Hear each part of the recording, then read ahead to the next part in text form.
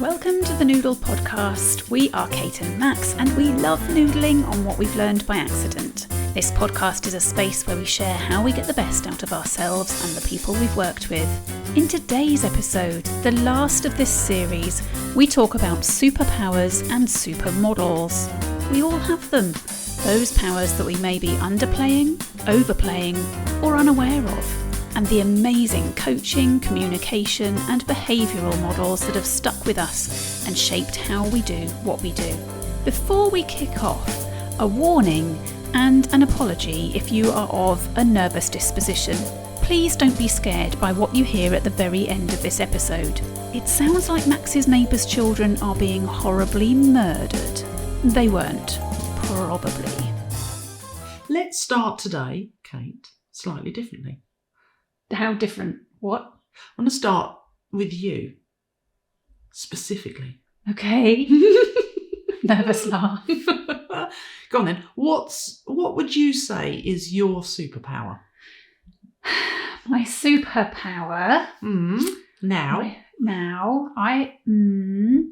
Okay, if I had to pick a superpower, would it be great if you could be invisible? But it's not that. No.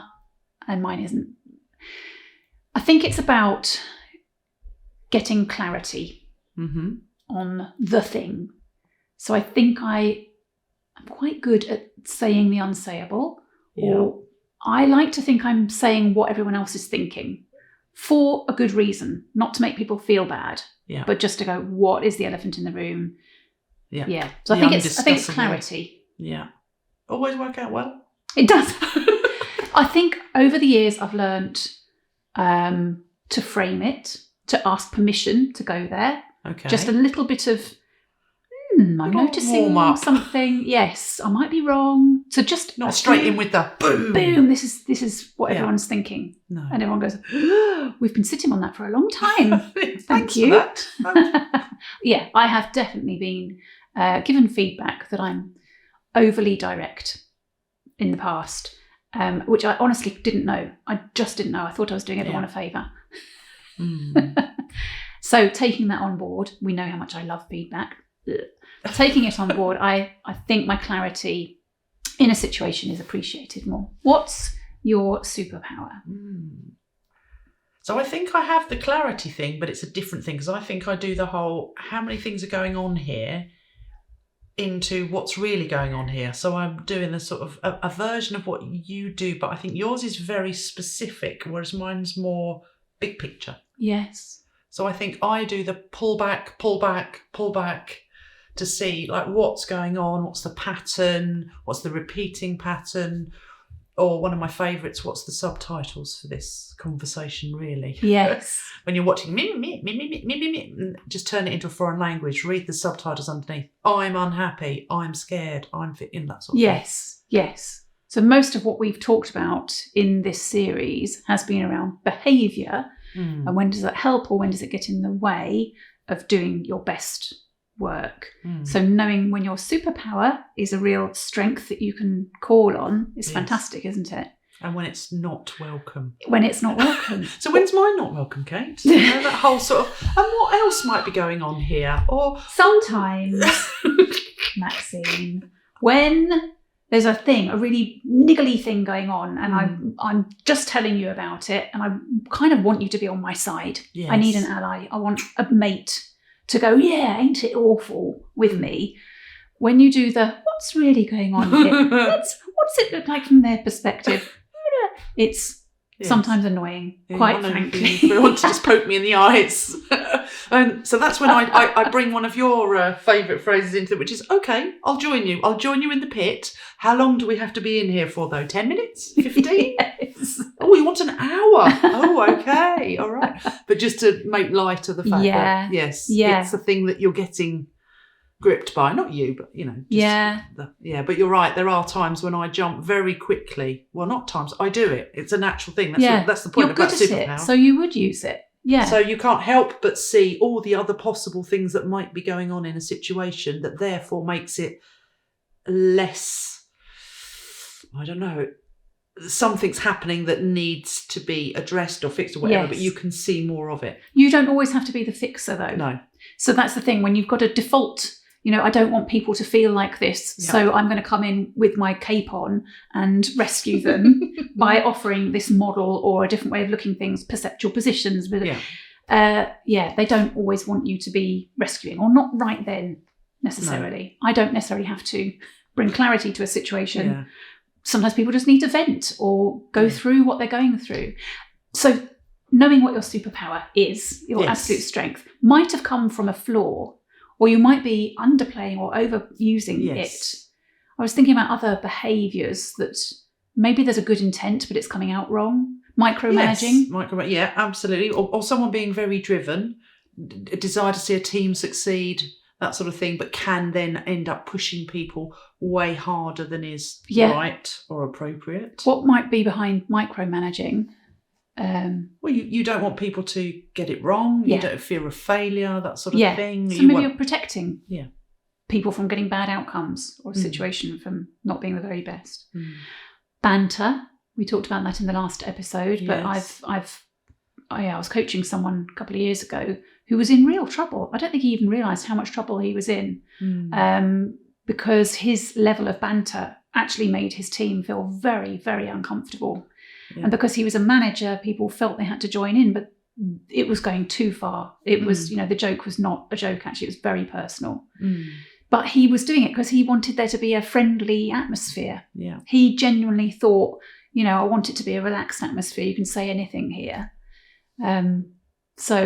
What he thought was a superpower had turned into a force of evil. Yes, unfortunate.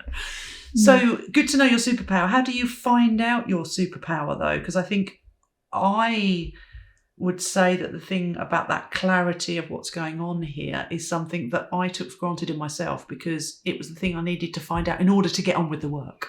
Yeah. I needed to work out what was going on in order to do the next thing, and didn't value it in myself until I asked other people. Yeah. So what do you value in me? Yeah. Which is a horrible question. Yes. Nothing at all. Oh, okay, great, thanks. So going back to one of our early models, Johari window is a good way to open up your level of awareness about how you come across to others. Again, you have to be courageous to do that, to ask and to hear what's being said, and to allow that space of trust so that people can actually tell you the thing. But you will find some good stuff out, probably. Values are really important. Noticing what your own values are, and are you standing by those? Do they show in the decisions that you make, in the way that you operate? So that's a good way of working out what's your superpower as well. Yes, because they will be linked. What are your core values that you live by, and where might you be hiding them a bit? Or they're not appreciated in your environment. So talking about values then, let's shift on to supermodel. Why, thank you. What models, I mean, that's kind of ridiculous because we've got noodles. We've got so many that we think are really great and powerful and foundational. But if you were to just pick the go-to thing, model, concept, framework, tool, technique. Yeah. Well, values is one of them. There's some coaching models that I love. So creating your life purpose statement, I find, is quite transformational for people who are very focused on getting the job done, but don't tend to look at themselves and think, what is it about me that's completely unique in the world? Everyone's unique. But not many people take the time to think about, what do I in particular bring to a situation? What's the impact I have in the world? And life purpose statement sounds very grand, and it is a bit, but it's also a template for a sentence that you can live by. And I love helping people find what's the thing that represents you, and what's the impact you have. Yeah. What about you? Oh, I love format. Format, yes. Format always.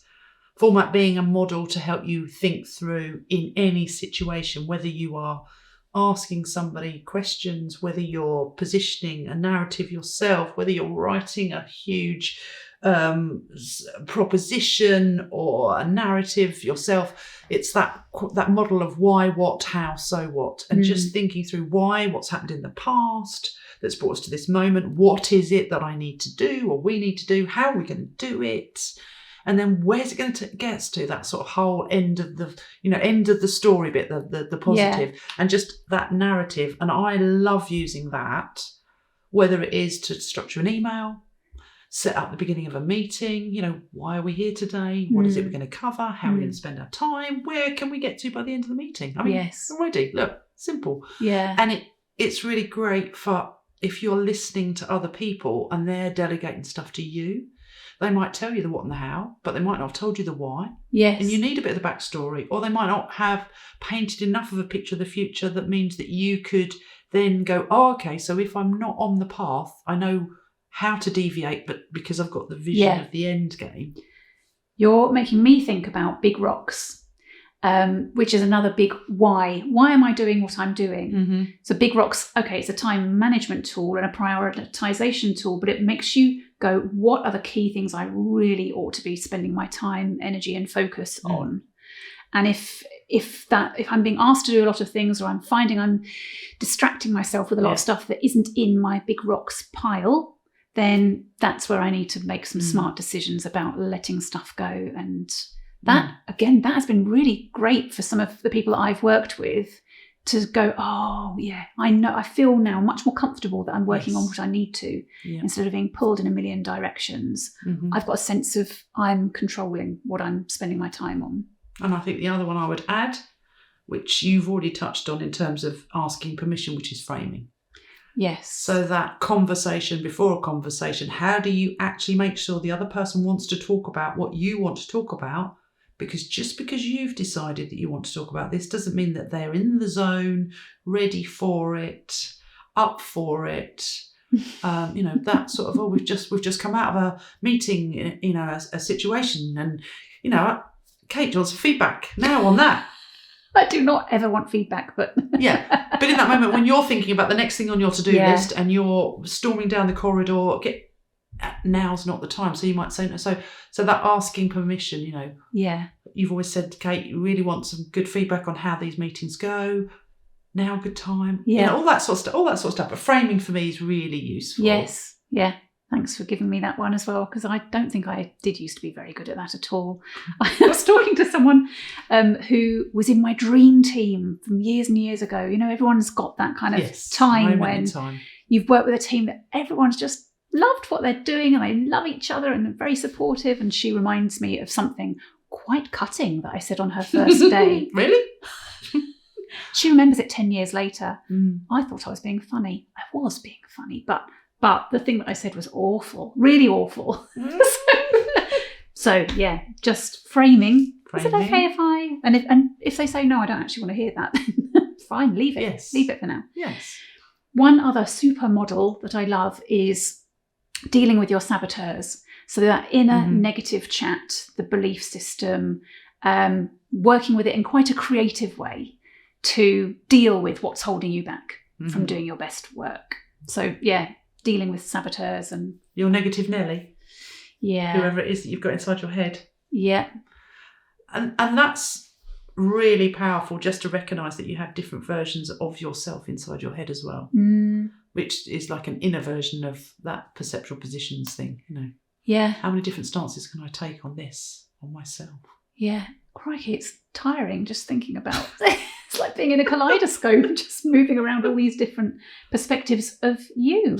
But you and I are fascinating individuals. We all are. And I think if you bring that to your work, to working with other people, managing people, just with that level of curiosity and fascination, what makes you tick? What's going on with you? What's it like to be you? How can I help you feel like this is exactly what you want to be doing today? And I love that fact that everybody has got a superpower, and it doesn't matter what context they're operating in. So it doesn't matter whether you are in hospitality or you're in retail or you're in manufacturing or finance. It doesn't matter. It's that sense that actually, as a human being in a team and being part of a team, you've got something to bring, you've got something to contribute. That is behavioural. That is fun to find out and to join and to connect with. And I love that. And then what toolkits have people brought with them? because you've picked up your different coaching models and tools, and I picked up format. I remember being taught that probably might even be about 8 or 10 years ago now. When someone showed that to me, I was like, whoa, God, that's it. That's in my back pocket. That's staying with me now. Yeah. Is what have they got to offer? And we're going to come on to that, aren't we? Today's our last podcast episode of the series, and it's been fabulous. I think we've been working on this for a year now. Yeah. But our next series is already being baked. Yes. And do you want to say a little bit about what we're intending to do? So we are wanting to speak with other people about their superpower or supermodel. What is it that they have got and wouldn't be without? Yeah. And just really unpacking that a little bit. Yeah. Still on the theme of lessons that we've learnt as an accidental manager, and stories that we can share. So we'll be talking to some of our, friends, colleagues, people that we have been inspired by. But also we're inviting people as well. If you have a superpower or supermodel that you think people can really benefit from, we'd love to hear from you. Yes, that would be a great conversation to have. So people can access us through our website, noodle.space, or we're on Instagram, aren't we? Noodle_space. We're kind of open for ideas and collaboration and finding out more fascinating stuff about fascinating people. So we look forward to seeing you in series 2, and you might be here with us on the sofa. Dun, dun, dun. And now I think it might be time for coffee and a cake. Always, yeah, thanks. That's it for series 1. Thank you so much for spending time with us and for the amazing feedback that we've had from many of our incredible listeners. We'll be back soon with more accidental manager stories in series 2. In the meantime, please don't forget to subscribe, share, leave us a review and recommend us to other noodlers.